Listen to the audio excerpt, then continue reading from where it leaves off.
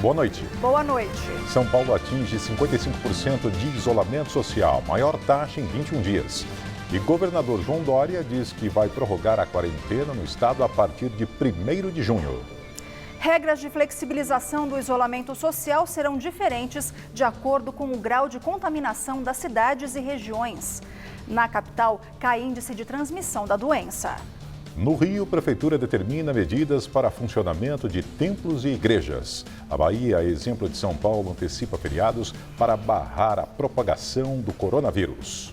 A OMS suspende testes com cloroquina após estudo indicar risco. A organização coordena ensaio com pesquisadores de 100 países, inclusive Brasil. Planalto admite que Moro não assinou saída de Maurício Valeixo e diz que incluir nome de ministro é praxe. Bolsonaro se encontra com o Procurador-Geral da República. Augusto Aras é o responsável por analisar eventual pedido de investigação contra o presidente. Você vai ver essas e outras notícias no Jornal da Gazeta, que começa agora.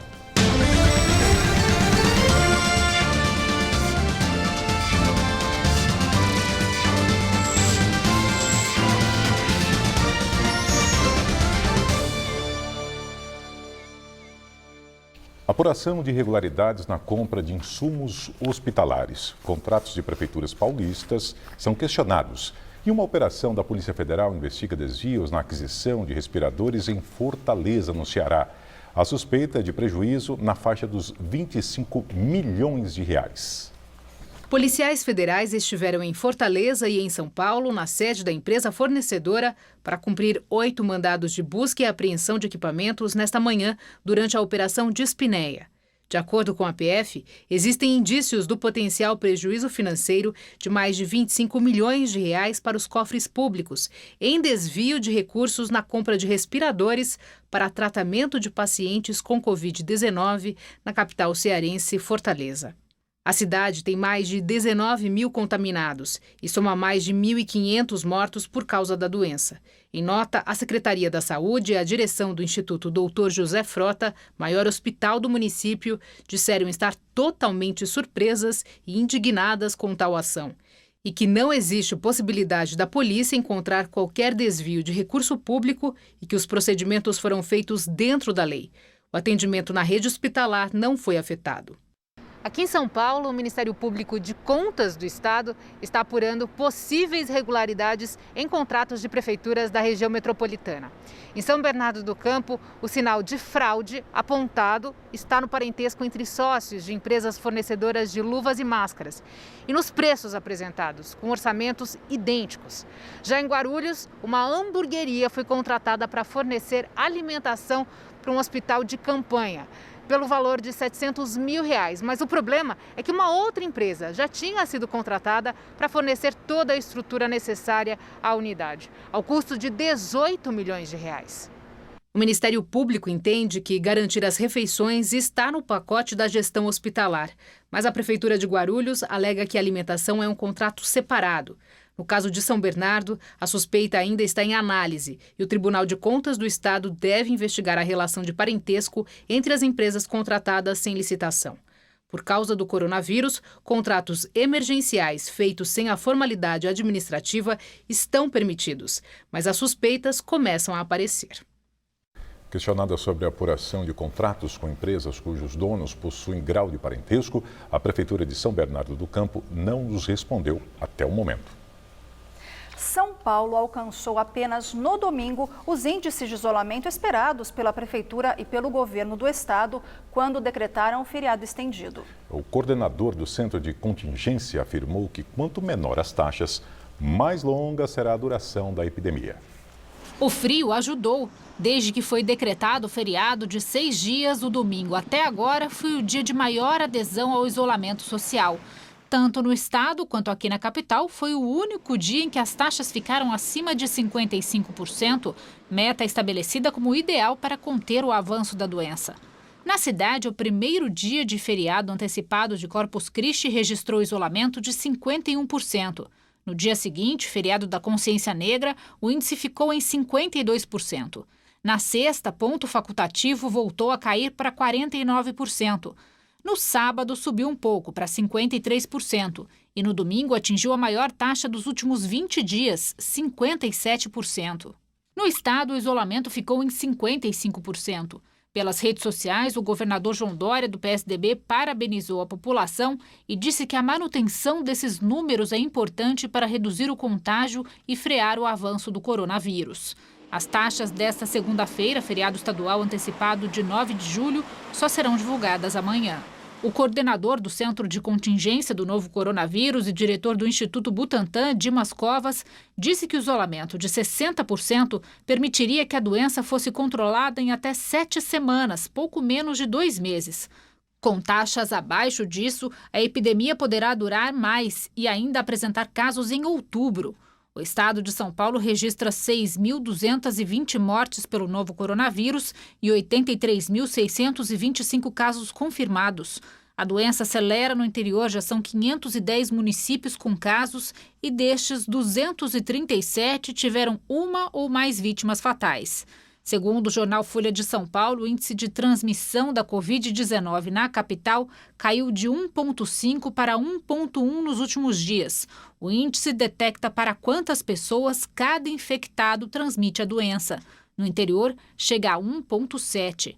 Com a abertura de novos leitos, a taxa de ocupação de UTIs para atendimento de casos da doença é de 73,8% no estado de São Paulo e de 88,1% na Grande São Paulo. E o governador João Dória disse que vai prorrogar a quarentena no estado. O repórter Luciano Penteado tem mais informações. Boa noite, Luciano. Boa noite, Laerte. O governador João Dória deu até um apelido para essa quarentena, para a prorrogação dela, que começa no próximo dia 1º de junho. Será uma quarentena inteligente, respeitando as diferenças econômicas e sociais de cada região do estado.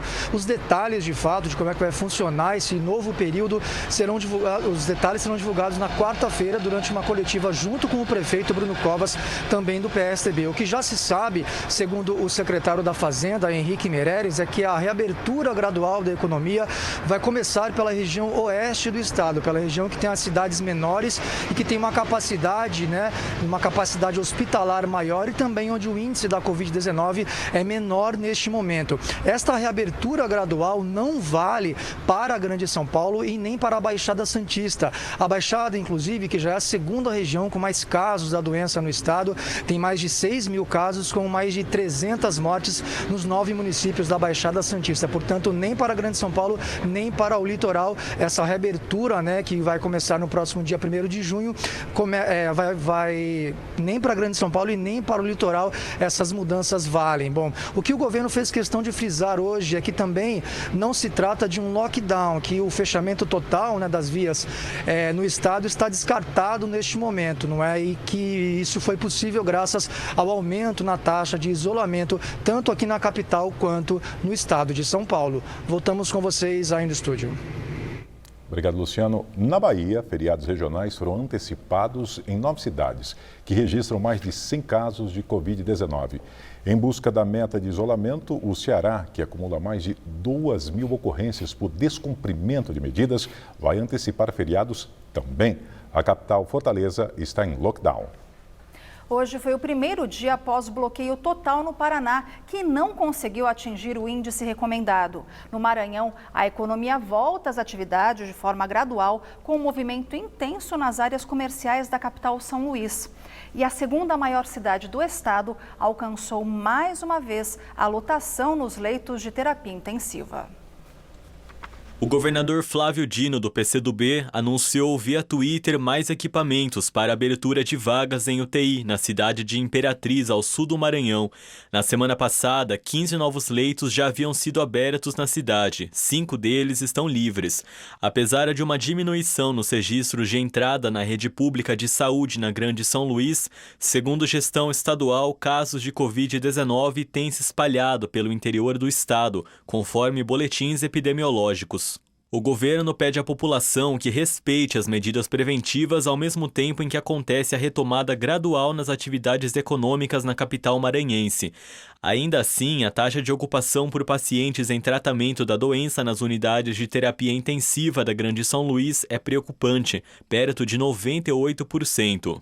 A Secretaria de Saúde do Maranhão registra mais de 22.500 casos confirmados, quase 800 mortes. Outras mais de 5.000 pessoas recuperaram da infecção. Já na Bahia, com menos registros de contaminação e mortes, a capacidade na rede de unidade de terapia intensiva também é preocupante e o governo vê necessidade de ampliar leitos pelo interior. Em Porto Seguro, a ocupação chegou a 100%. E segundo o prefeito de Salvador, ACM Neto, do Democratas, 86% das vagas na capital estão com pacientes. O índice fica perto do limite.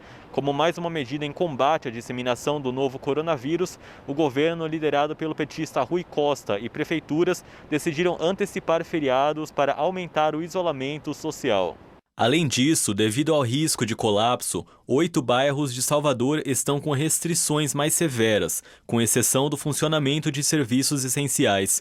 O prefeito diz que o alto índice de ocupação no sistema público deve baixar e que o governo federal não é aliado para conter a propagação do vírus. Está havendo, de fato, uma redução na taxa de mobilização das pessoas e, consequentemente, haverá, óbvio, um aumento importante no isolamento social. Por outro lado, nós iniciamos o dia de hoje com 86% de ocupação nos leitos de UTI da rede pública, portanto, um número muito alto, né, que continua muito alto. Nós esperamos que esse número possa cair ao longo dessa semana. Diminuímos esse estoque de pacientes aguardando por regulação e por internamento. E em função da proximidade de todo o sistema chegar ao limite para atender diagnóstico da Covid, o governo da Bahia prevê a chegada de 72 respiradores para abertura de leitos em municípios do interior. 12 devem chegar amanhã da China. Segundo a gestão, há muita dificuldade em formar equipes médicas, porque mais de 1.000 profissionais estão infectados. No Rio de Janeiro, o prefeito Marcelo Crivella, do Republicanos, manteve as medidas de isolamento social na contramão do plano de retorno que havia cogitado antes para a capital fluminense. Mas o município vizinho, Duque de Caxias, liberou o comércio na cidade. E um estudo da Universidade Federal recomenda lockdown no estado, que passou dos 4.000 óbitos hoje, com mais de 39.000 pessoas infectadas. A recomendação se deve porque o estudo da UFRJ aponta que o pico da pandemia de Covid-19 no Rio de Janeiro ainda vai acontecer, no início de junho.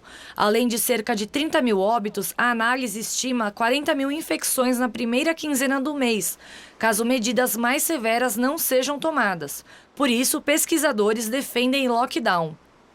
E após reunião com o Conselho Científico, o prefeito Crivella decidiu não flexibilizar as restrições de atividades na capital, que registrava mais de 2.000 mortes e 22.000 casos confirmados do novo coronavírus. No entanto, a prefeitura garantiu a abertura de igrejas e templos religiosos com a adoção de regras de proteção e disse que o protocolo sobre o isolamento social será reavaliado na semana que vem. De acordo com a gestão, já existe um plano de retomada para listar quais atividades poderão funcionar a partir de junho. Crivella enfatiza que o município conseguiu lidar com a sobrecarga no sistema de saúde. E à tarde, a Justiça suspendeu o decreto de liberação de todas as atividades em Duque de Caxias, cidade vizinha e a segunda com o maior número de mortes por Covid no Rio. São 187. As lojas chegaram a abrir, conforme decisão anterior da Prefeitura, que relatava a consciência da população sobre cuidados e a existência de boa infraestrutura para tratar a doença. O ministro interino da Saúde, general Eduardo Pazuello, disse hoje que o impacto da pandemia do novo coronavírus em cidades do interior ainda está por vir. O Brasil já tem mais de 23.000 mortes e mais de 365.000 casos da doença. Nós temos o impacto das capitais e regiões metropolitanas. Esse impacto ele vai passar e nós vamos ter o espraiamento disso de alguma forma para o interior e vamos ter que ter as estruturas que foram preparadas na capital e região metropolitanas para receber esse pessoal do interior que não tem as estruturas lá. Não podemos esquecer que vem ainda impacto do interior e a gente tem que estar preparado para isso. O exame do presidente do Supremo Tribunal Federal, o ministro Dias Toffoli, deu negativo. O resultado foi divulgado hoje. No entanto, o ministro fará a contraprova. O presidente do STF está internado desde sábado. Ele fez uma pequena cirurgia e apresentou sintomas do novo coronavírus. O primeiro exame deu negativo, mas ele continuará internado e fará a contraprova. O exame será repetido diante da possibilidade de um resultado falso negativo em função da janela imunológica. Na última quarta-feira, Toffoli já havia sido testado e apresentou resultado negativo. Agora ele deve ficar de licença médica por 7 dias, podendo ser ampliada dependendo do resultado dos exames. O vice-presidente do STF, o ministro Luiz Fux, assumiu a presidência do tribunal e comanda a corte até o retorno de Toffoli. O governador do Espírito Santo, Renato Casagrande, do PSB, e a primeira-dama, Maria Virgínia Casagrande, testaram positivo para a Covid-19. O casal começou a sentir sintomas leves na última sexta. Os dois estão em isolamento em casa, seguindo as recomendações médicas. Renato Casagrande é o 6º governador a ser infectado pelo coronavírus. Desde o início da pandemia, outros chefes de executivos estaduais também testaram positivo. Foram os casos de Wilson Witzel, do Rio, Paulo Câmara, de Pernambuco, Renan Filho, de Alagoas, Helder Barbalho, do Pará e Antônio Denário, de Roraima. O presidente Jair Bolsonaro saiu do Palácio do Planalto e fez uma visita relâmpago à sede da Procuradoria-Geral da República para cumprimentar o procurador Carlos Vilhena, que tinha acabado de tomar posse como chefe da Procuradoria do Cidadão. Lá, o presidente encontrou também o Procurador-Geral da República, Augusto Aras. O encontro foi pela manhã na sede da Procuradoria e não constava da agenda oficial do presidente.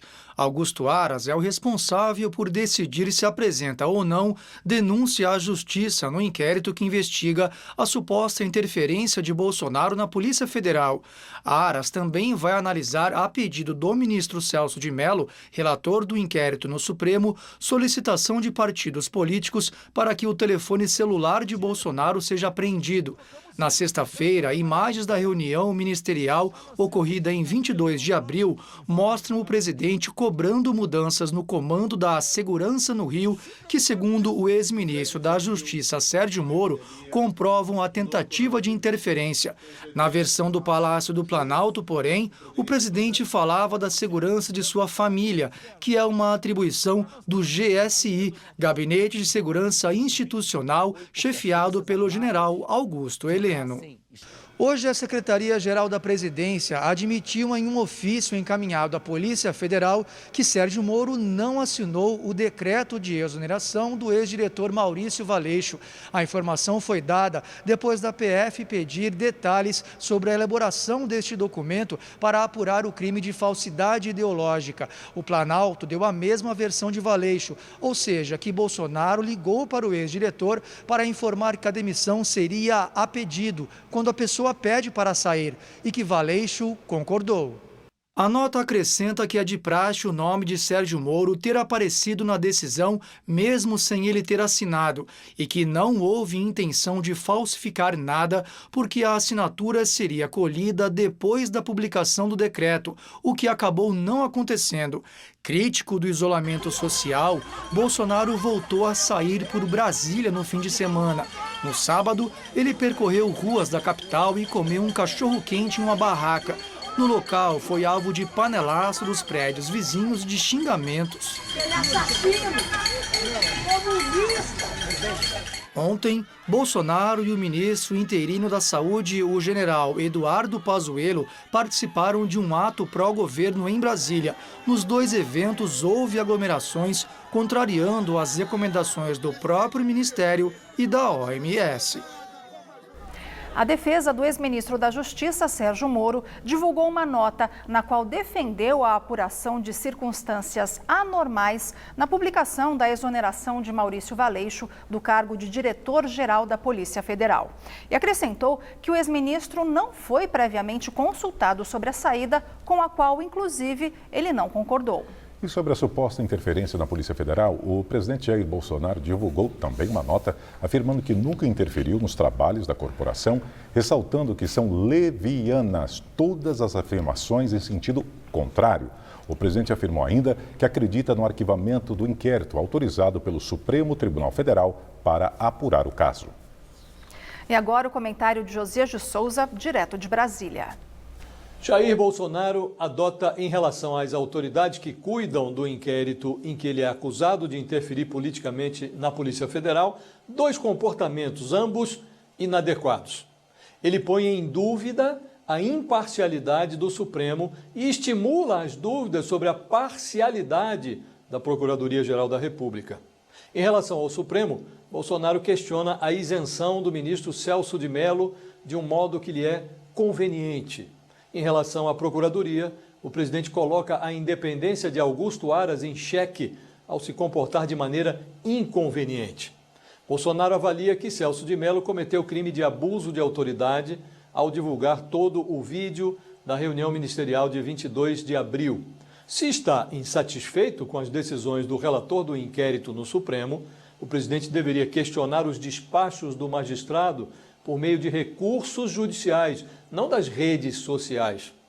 Quanto à Procuradoria, o presidente deveria ter a sensibilidade de compreender a delicadeza do momento, evitando demonstrações de intimidade, como a visita que ele fez a Augusto Aras, autoconvidando-se para cumprimentar Carlos Alberto Vilhena, que assumiu o cargo de Procurador Federal dos Direitos Humanos. Dono de uma retórica escorregadia, Augusto Aras dá sempre a impressão de ser a favor de tudo ou absolutamente contra qualquer outra coisa, desde que o futuro da sua carreira não fique comprometido. As palavras mais valiosas do Procurador-Geral costumam soar depois de conjunções adversativas como mais, porém, contudo. Ao empossar o procurador Carlos Vilhena na chefia da área de Direitos Humanos, Aras disse que a República é composta de entes autônomos, que devem agir com independência, mas, acima de tudo, com harmonia, para que a independência não se transforme no caos. Nada pode ser mais caótico nesse momento do que o excesso de intimidade. Quando se convidou para ir à Procuradoria, Bolsonaro ouviu de Aras que seria aguardado com a alegria de sempre. Essa cenografia reforça uma das peculiaridades mais deletérias do poder. No cerimonial do poder, a integridade faz requerimento, marca a hora, espera na antessala. A complacência, essa vai pelo atalho da intimidade, passa pelo portão lateral, sobe pelo elevador privativo e encontra a porta sempre aberta, entra sem bater. É por conta dessas deturpações que o Planalto trata o arquivamento do inquérito contra Bolsonaro como um jogo jogado. Boa noite. O PSOL acionou a Procuradoria-Geral da República e a Comissão de Ética da Presidência para que Ricardo Salles seja afastado do cargo de ministro do Meio Ambiente. O motivo são as declarações dadas por Salles na reunião de 22 de abril. No encontro, o ministro disse que queria usar o momento em que a imprensa está focada na pandemia para aprovar reformas infralegais de desregulamentação e simplificação. Para o PSOL, a permanência de Salles na pasta representa risco para o sistema de proteção e fiscalização do meio ambiente.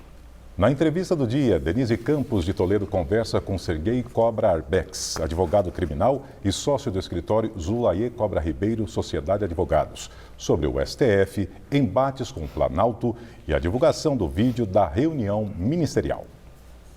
A Caixa depositou hoje novos lotes do auxílio emergencial, tanto da primeira parcela para novos aprovados, quanto da segunda, para quem recebeu a anterior até o dia 30 de abril.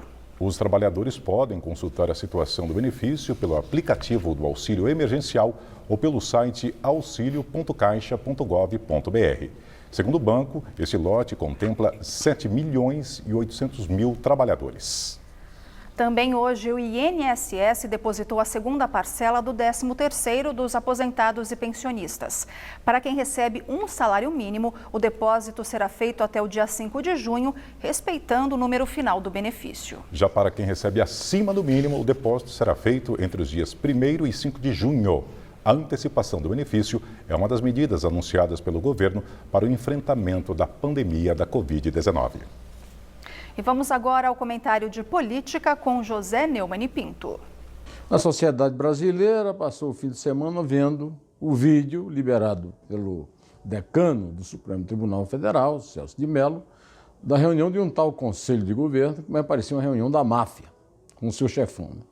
Nela, Jair Bolsonaro sugeriu que vai armar a população para enfrentar as polícias dos governadores, que sua ministra Damares disse que ia mandar prender, que estão prendendo as pessoas em casa e para enfrentarem as tropas policiais no caso delas reagirem, né?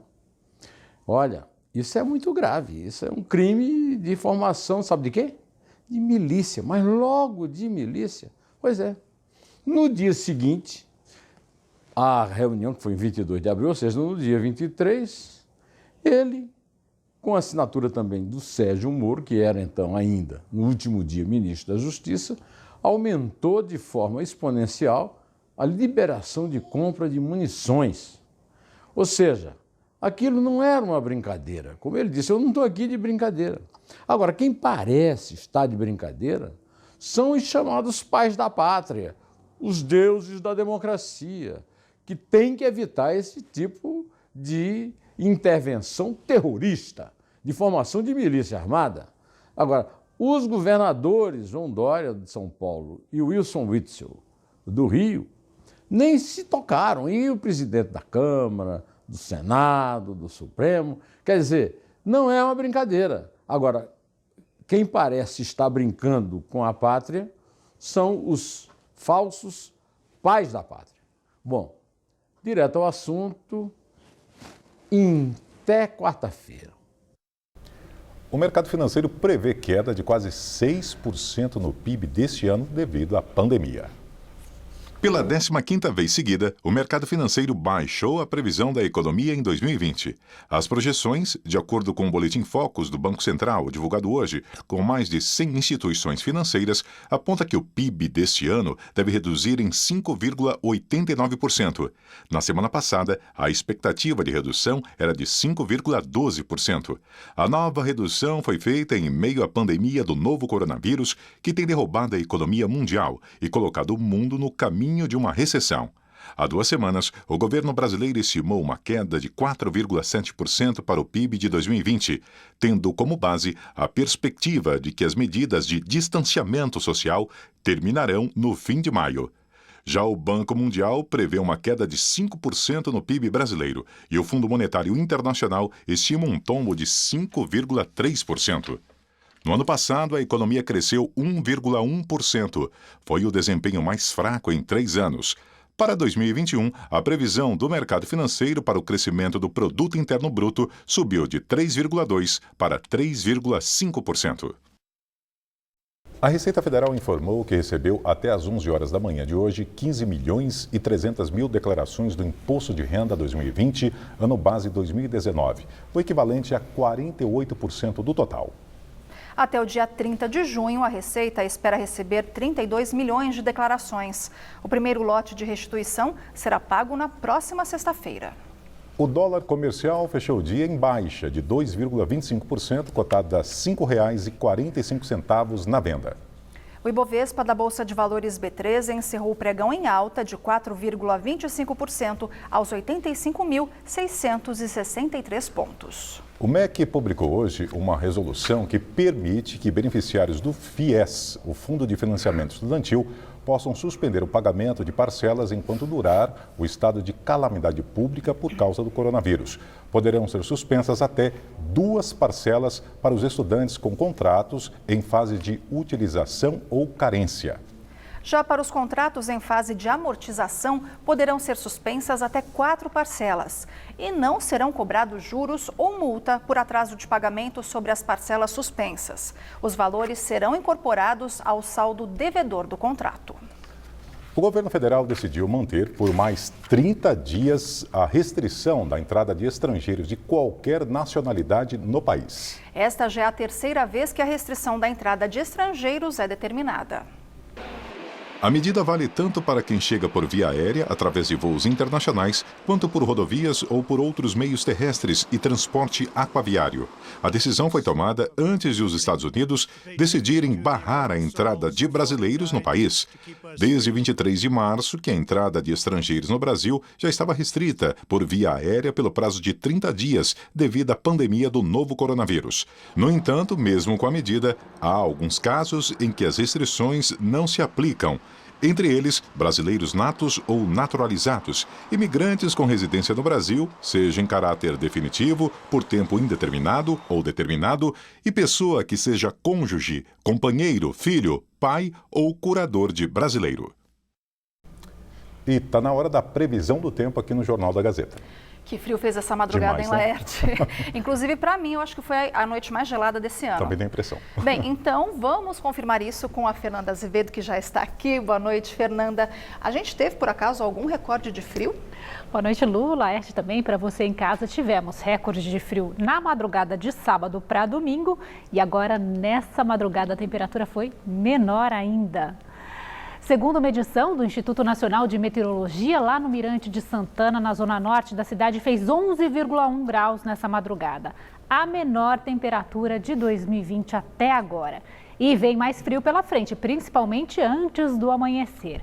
Amanhã podemos ter mínima de 9, de 8 na quarta e de 10 na quinta. À tarde, as máximas ficam entre 20 e 21 graus, que também não são temperaturas muito altas, não.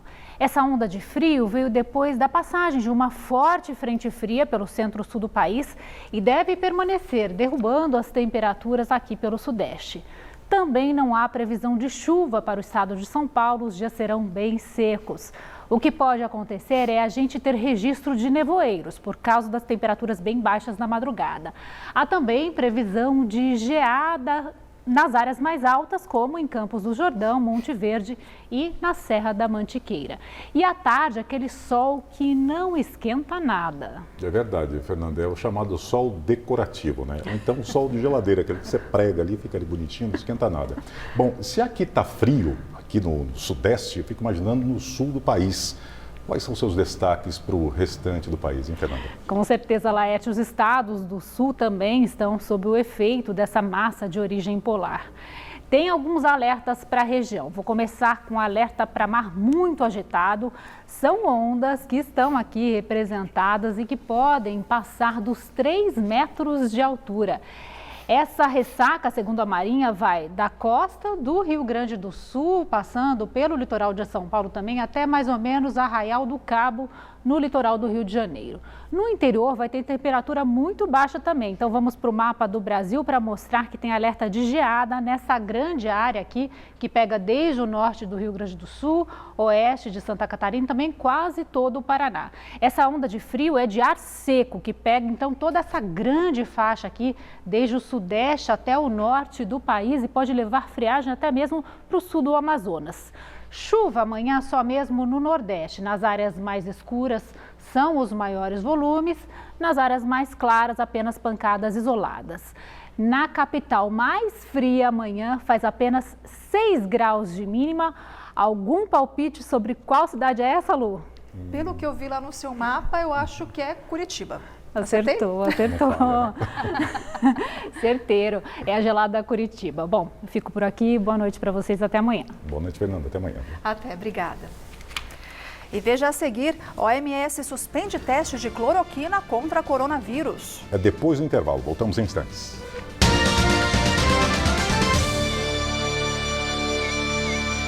Diante de uma pandemia, as informações mudam de forma dinâmica. Então, confira com a gente. As últimas notícias sobre a Covid-19. Dados atualizados. Fatos apurados. Além da nossa equipe nas ruas, aqui no estúdio tem entrevistas com profissionais especializados.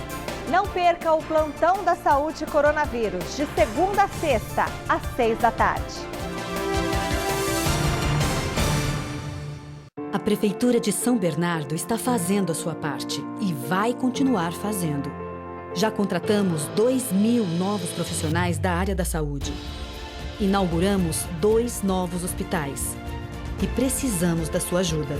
Lave as mãos, use máscara e exija que usem também. Evite aglomerações. A Covid-19 vai passar, mas os novos hospitais vão ficar. Prefeitura de São Bernardo. Para quem que eu bato palmas nesse momento? Para os entregadores, gente. São eles que estão garantindo que chegue, não só na minha casa, como na sua casa também, todos os produtos que nós encomendamos pela internet, inclusive as refeições que a gente faz diariamente. Então, para os entregadores, estão aqui as minhas palmas.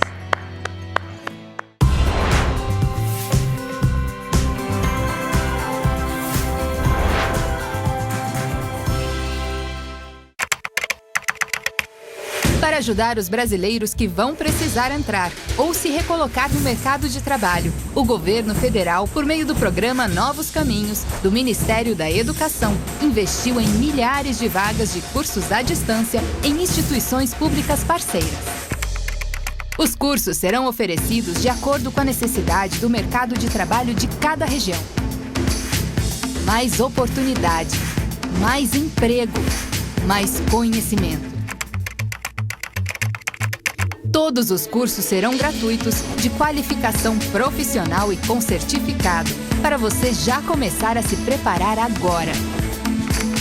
Conheça os cursos das instituições parceiras e saiba como participar do processo seletivo e se candidatar a uma vaga em portal.mec.gov.br. Ministério da Educação, Governo Federal, Pátria Amada Brasil. No Mulheres desta terça tem o queridinho que agrada a todos os paladares. A chefe Dalva Zanfolin traz pra gente um festival de pão de queijo. Os crimes cibernéticos estão cada vez mais comuns. Saiba como se proteger com a ajuda do delegado Maurício Freire. E ainda uma dica super importante com Pamela Domingues e o seu beabá da cozinha. Saiba o jeito certo de limpar os alimentos. Mulheres é nesta terça, às 15h.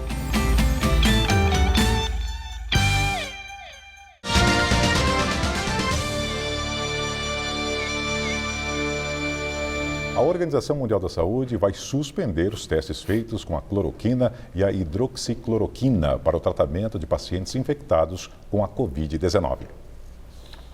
O anúncio foi feito hoje pelo diretor da OMS, Tedros Adhanom. A decisão se refere aos ensaios realizados por 100 países e coordenados pela instituição para buscar tratamentos contra o novo coronavírus. Segundo a OMS, a pausa nos testes deve durar até que se saiba que o medicamento é seguro para os pacientes. A decisão veio logo após um estudo norte-americano divulgado semana passada na prestigiada revista científica The Lancet mostrar que a cloroquina e a hidroxicloroquina não apresentam benefícios no tratamento da doença. Não há melhoras na recuperação e o risco de morte aumenta, já que as duas substâncias pioram o quadro cardíaco do paciente. O estudo é o maior já feito até agora. Foi realizado entre o fim de dezembro e meados de abril, com 91 mil pacientes de mais de 600 hospitais ao redor do mundo. O presidente norte-americano Donald Trump sempre foi um defensor da cloroquina, tendo inclusive admitido que fazia uso como forma de se proteger do coronavírus. Mas ainda na semana passada recuou e disse que a droga não pode ser usada indiscriminadamente. Aqui no Brasil, após pressão do presidente Jair Bolsonaro, defensor ferrenho da cloroquina, o Ministério da Saúde divulgou, na última quarta-feira, uma portaria que orienta o uso da hidroxicloroquina para todos os casos de pacientes com a Covid-19. Mesmo com a decisão da OMS sobre a suspensão de testes, o governo brasileiro disse que não vai alterar as informações sobre o uso da cloroquina e a hidroxicloroquina no protocolo de tratamento da Covid-19. A pasta da Saúde disse que está conduzindo pesquisas e pode rever o que já foi publicado depois. Após semanas de ameaças, o governo norte-americano confirmou que proibiu a entrada no país de viajantes brasileiros ou de pessoas que passaram pelo Brasil nos últimos 14 dias. A restrição passa a valer a partir das 11h59 no horário de Nova York, do dia 28 de maio. A proibição não afeta quem possui residência permanente nos Estados Unidos ou seus parentes próximos. A decisão foi tomada após a Organização Mundial da Saúde anunciar, na sexta, que a América do Sul se tornou o novo epicentro do novo coronavírus no planeta. Vamos agora a um giro de notícias pelo mundo. A Índia autorizou hoje a retomada de voos domésticos após 2 meses de confinamento que atingiu 1 bilhão e 300 milhões de habitantes. Os voos internacionais continuam suspensos e apenas 1/3 do tráfego interno habitual foi permitido, totalizando 1.050 voos diários. Os passageiros são obrigados a usar máscaras, têm sua temperatura corporal medida e precisam manter distância entre os assentos das aeronaves. O Uruguai reforçou as medidas sanitárias na fronteira com o Brasil após 12 casos de Covid-19 e uma morte serem registrados na cidade de Rivera, que faz ligação com a cidade gaúcha de Santana do Livramento. Segundo o presidente Luiz Lacalle Pou, 2 postos migratórios e sanitários serão adicionados e as aulas na cidade foram suspensas. O Uruguai é um dos países que melhor conseguiu controlar o surto de coronavírus na América Latina. Os impactos da pandemia já são sentidos num dos países mais ricos do mundo. A economia da Alemanha entrou em recessão. No primeiro trimestre deste ano, o PIB recuou 2,2% na comparação com os 3 últimos meses de 2019. Foi a maior queda desde 2009. O encolhimento da economia alemã está ligada principalmente à queda no consumo das famílias, mas as exportações e os investimentos também caíram. E no Japão, o primeiro-ministro Shinzo Abe anunciou a retirada do estado de emergência na capital Tóquio e em outras 4 regiões. De acordo com o último balanço, Tóquio teve apenas 8 novos casos de infecção nesta segunda. Porém, Abe informou que as cidades serão monitoradas de perto e que o estado de emergência pode voltar se necessário. Ainda na coletiva, o premier assumiu que, apesar dos esforços econômicos, vai demorar para que o país saia da recessão. E a seguir, na entrevista do dia, os empates do STF com o Planalto e a divulgação do vídeo da reunião ministerial. É logo depois do intervalo.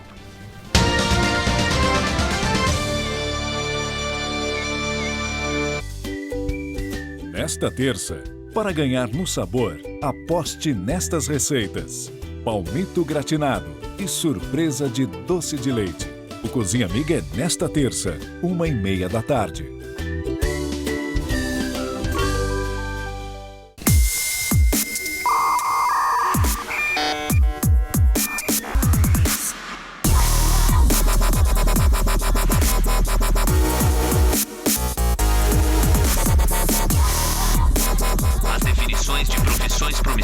Foram atualizadas com sucesso.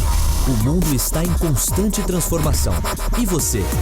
Comunicação é o futuro. Comunicação é na Caspia. Atitude positiva na pandemia.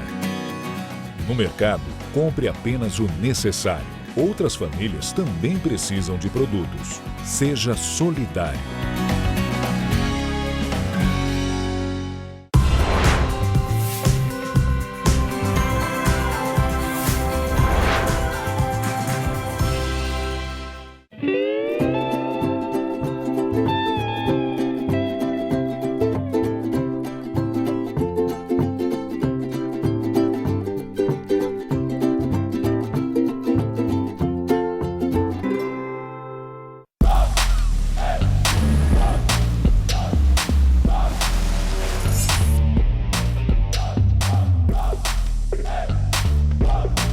Completou 18 anos? Chegou a hora de viver uma nova experiência. Aliste-se nas Forças Armadas. O prazo vai até 30 de junho. Aliste-se já. Baixe o aplicativo do Exército ou acesse o site. Serviço Militar. Agora é a sua vez. Quer reduzir as linhas de expressão? No Você Bonita desta terça, confira as dicas de como cuidar da pele de forma simples e eficiente com quem entende do assunto. No nosso menu tem um empadão de grão de bico com recheio de atum, que é uma delícia. Seu cabelo perdeu o corte por causa da quarentena? O hairstylist Luiz Moreto ensina como cortar a sua franja. O Você Bonita é nesta terça, meio-dia.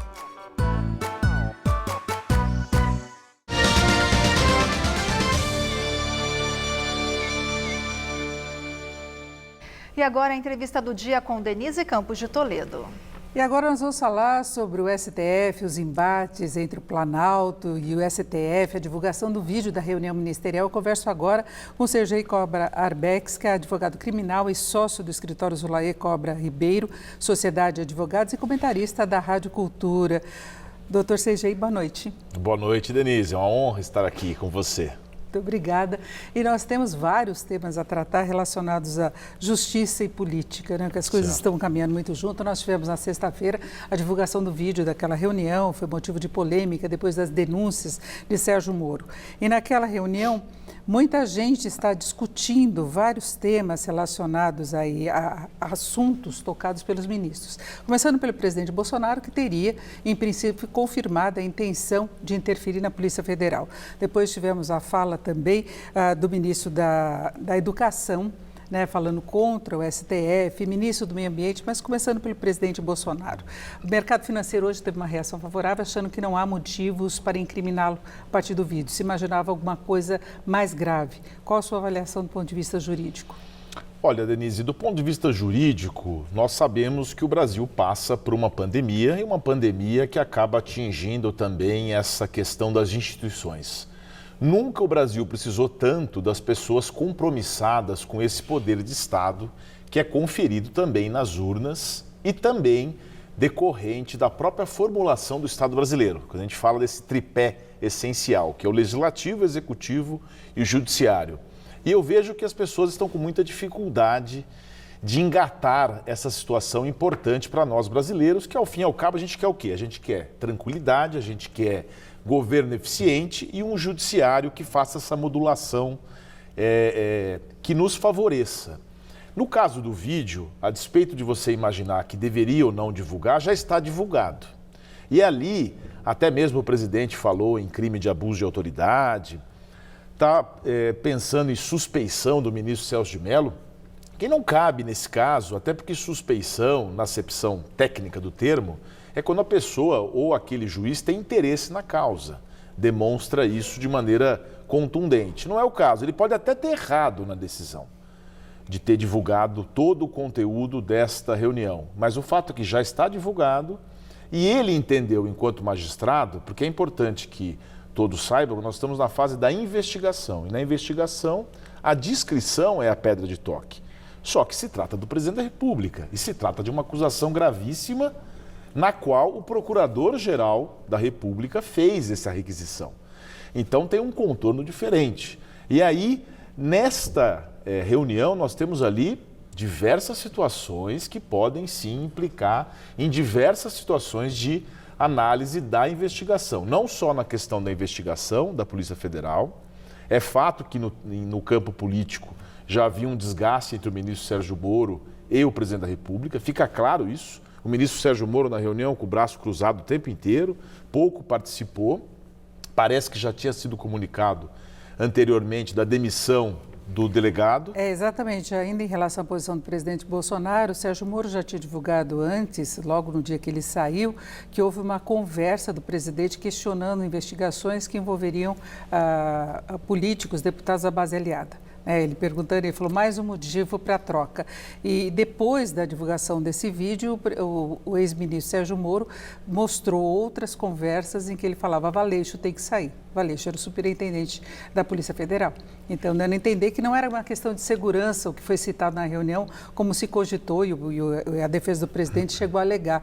Nesse caso, se poderia caracterizar um crime que leve esse inquérito adiante com base nas conversas que eles tiveram pelo WhatsApp, pelo que saiu da reunião e também pela própria decisão do presidente, que o que ele fez foi trocar mesmo o superintendente, não é? E começou depois, no segundo escalão, com o Rio de Janeiro.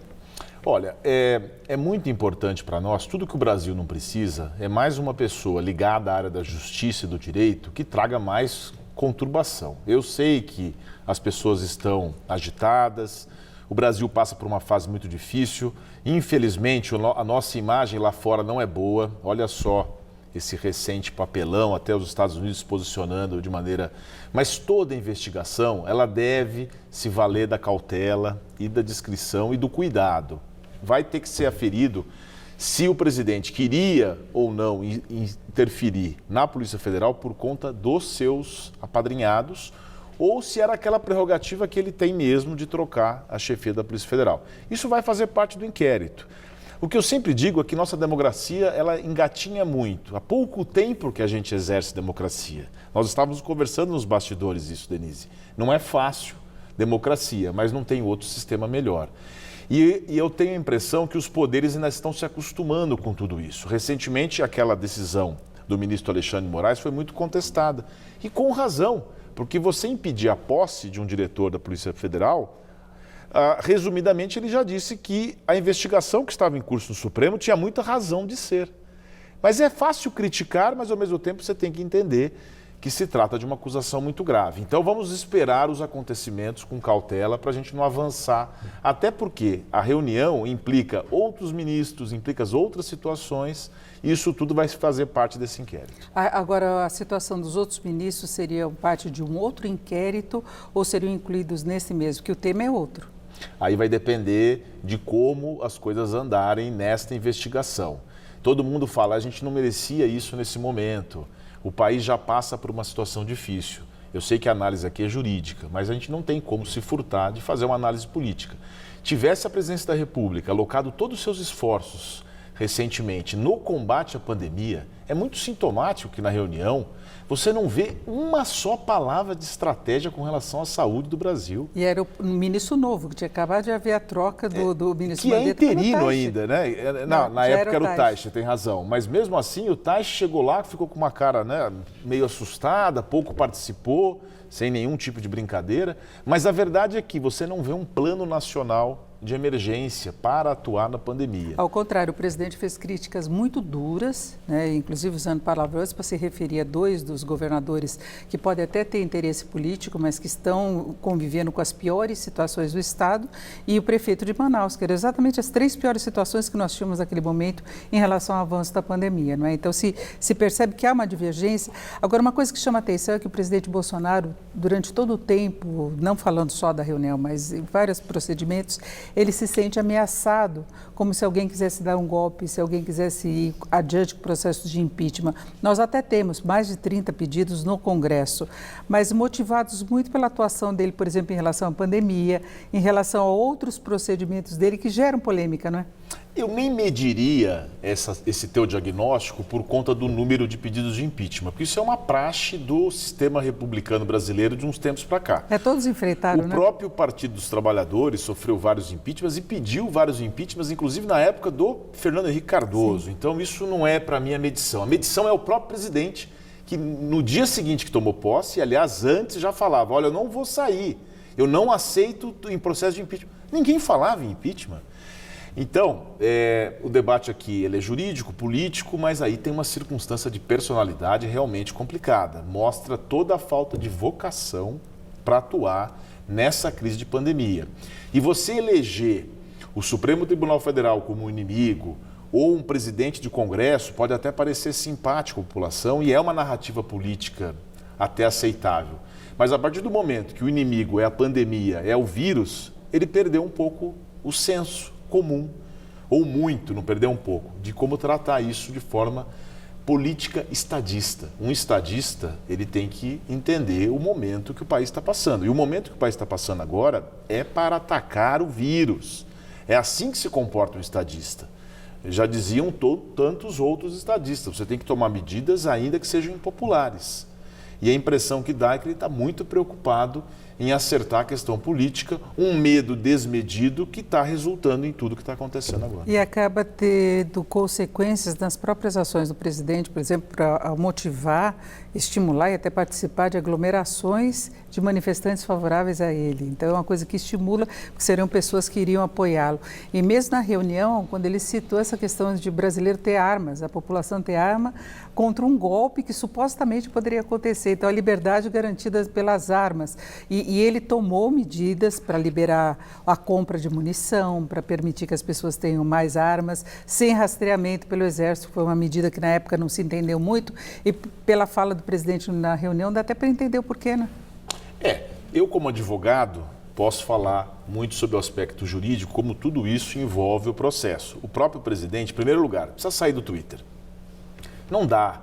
Tudo bem que ele tem uma narrativa importante de que os outros presidentes sequer faziam coletivas. Bom, isso é bom, ele tem uma forma de se colocar mais à disposição, mas para fazer o que faz não adianta. Segundo lugar, discutir as questões que estão realmente importantes no primeiro plano. Na pandemia, a gente viu muito médico, muito engenheiro que virou médico, advogado agora, engenheiro, advogado, médico que vira advogado. Então, você pode perceber que com a divulgação do vídeo, com a questão das armas, o entorno político, tanto da oposição quanto da situação, começa a discutir. Mas é abuso de autoridade? É suspeição? E começa a propagar isso como... Tudo é uma questão de interpretação de normas jurídicas. A gente não pode transformar o judiciário, principalmente o Supremo Tribunal Federal e os entes da justiça, como legisladores ou executivo. Nós já tivemos esse problema lá atrás. Aliás, é importante dizer isso, o próprio presidente Bolsonaro é um sintoma de violação do Estado de Direito que a gente teve num passado recente. Goste-se ou não das pessoas que sofreram essas questões. Então, o próprio resultado de um judiciário mais ativista, ultrapassando as funções, é o próprio presidente, a eleição do presidente, de uma pessoa que agora reclama do que lá atrás foi impróprio. A lei de abuso de autoridade foi promulgada por esse governo e ela é bem específica. Então agora não adianta reclamar também que você pode estar incluído nas situações que estão como regramento oficial. Agora, do ponto de vista jurídico, tudo isso que está acontecendo, vídeo, inquéritos e tudo mais, podem acabar juridicamente levando o presidente a uma situação mais difícil, que é o que ele parece ter temor desde quando tomou posse? Pode. É curioso que a comemoração de que o vídeo não implica num crime direto com relação à Polícia Federal, que faz nos pensar se é que era bom ter divulgado do ponto de vista jurídico. Eu sei que do ponto de vista político, a nação esperava assistir, até porque se criou uma expectativa muito grande. Mas ali você abriu um leque muito grande de outras situações. Você vê que o rol dos crimes que o Procurador-Geral da República está investigando, tem vários ali, advocacia administrativa, influência, tem um cabedal. E nós vamos ter que enfrentar a pandemia mesmo com esse problema. É assim que a gente cresce enquanto democracia, exigindo mais dos poderes, mas também exigindo bom senso, tranquilidade, coragem, mas que não significa você ir para a rua e fazer um ato translocado, abraçar as pessoas no meio da pandemia. Qual é o significado que você passa isso? O presidente da República agora à noite foi visitar o Procurador-Geral da República. Está errado. Ele não tinha que ter feito isso. Que o procurador, no momento em que o procurador final, né? é responsável pelo inquérito, qual é o recado que ele passa? Então, falta realmente equilíbrio para as ações. Eu sei que num passado recente a gente teve muitos problemas, mas não é o fato da gente ter tido problema de corrupção que nós vamos admitir outras situações que pode não ser corrupção de dinheiro, pode não ser corrupção, mas qualquer tipo de violação do Estado é tão grave quanto. Não é só a corrupção que ataca a nossa vida no dia a dia, é arbitrariedade, é violência, é falta de compromisso com o Estado. Tudo isso faz parte dessa cultura jurídica, política, que a gente precisa ter homens e mulheres cada vez mais preparados para a gente seguir em frente. A torcida por uma pacificação que permita o entendimento no combate ao desafio maior que nós temos agora, que é a pandemia e depois a crise econômica, né?